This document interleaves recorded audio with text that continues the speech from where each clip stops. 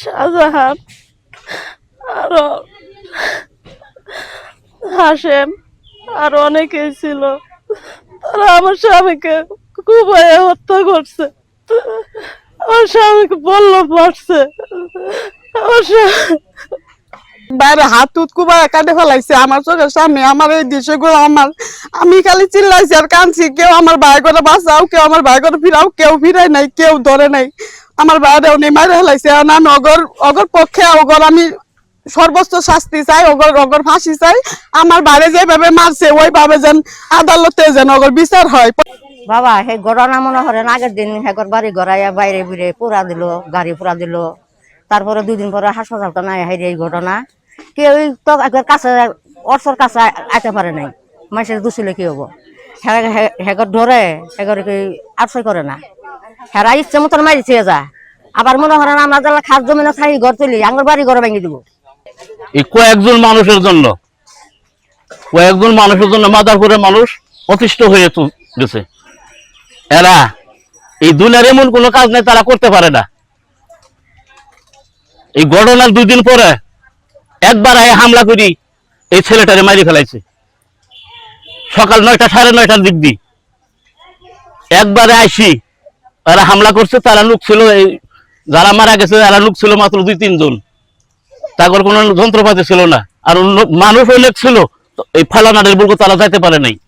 এগর যদি কাল কঠোর বিচার না হয় তাহলে মাদারপুরের মানুষ তো ভাববো দেশের আইন নাই। বাংলাদেশ সরকারের কাছে অনুরোধ যেন এই খুনিদের ভালোভাবে শাস্তি হয়। এই যে সংগ্রামটা 4 বাহু, আর ওই লোকে উকিল, আর ওই লোকে হাসেম সরকার, এগোর যন্ত্রণায় মানুষে খুব অদৃষ্ট হয়ে গেছে।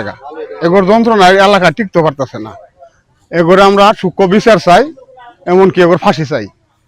আসার পরে আমি আর আমার ওয়াইফ আসার পরে বেনগাড়ির থেকে লামাস মাত্রই আমাদের মাইট শুরু।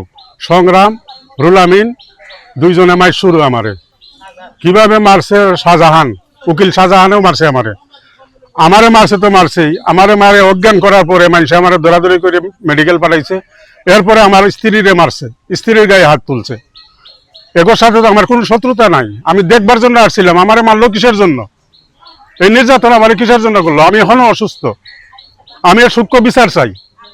এরা যেভাবে মানুষের অত্যাচার করে, এই অত্যাচারটা যেমন মানুষ মুক্তি পায়, আমি এর সুষ্ঠু বিচার চাই, একবার ফাঁসি চাই। 16 তারিখ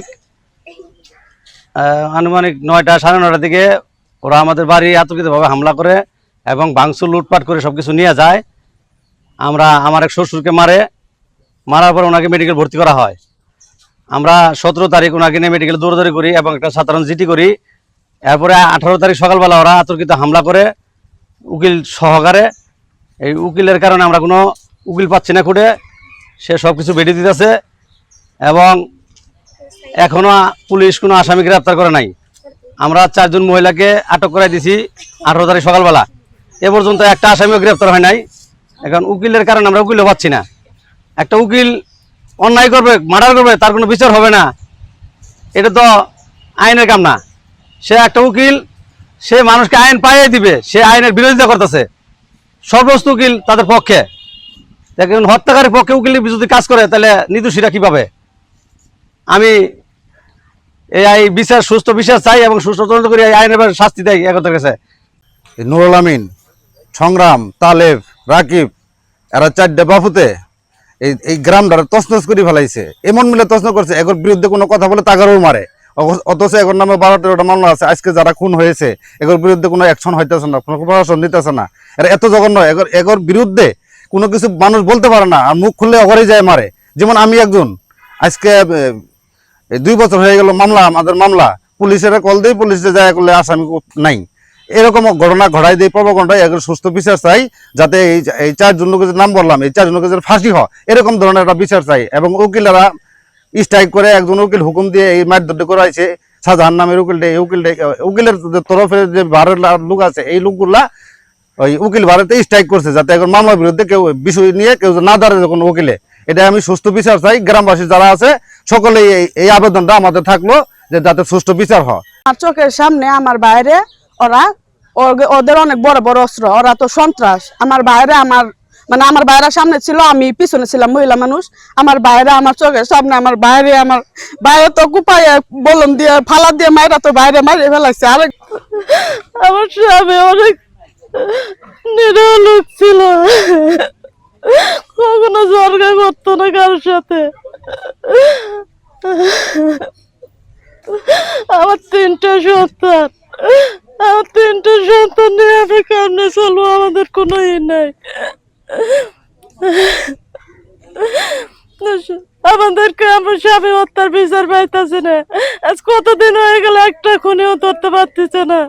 আমি আমার স্বামী হত্যার বিচার চাই, আমার স্বামী হত্যার খুনিদের ফাঁসি চাই, ফাঁসি দেন।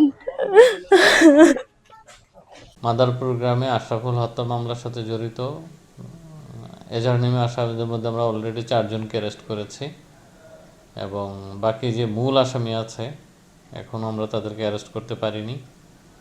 তো আমাদের প্রচেষ্টা অব্যাহত আছে। আশা করতে পারি যে আমরা খুব শীঘ্রই এদেরকে আইনের আওতায় নিয়ে আসতে পারবো এবং এই ব্যাপারে পুলিশ যথেষ্ট তৎপর আছে এবং আশা করা যায় যে খুব শীঘ্রই আপনাদেরকে একটা ভালো খবর দিতে পারবো।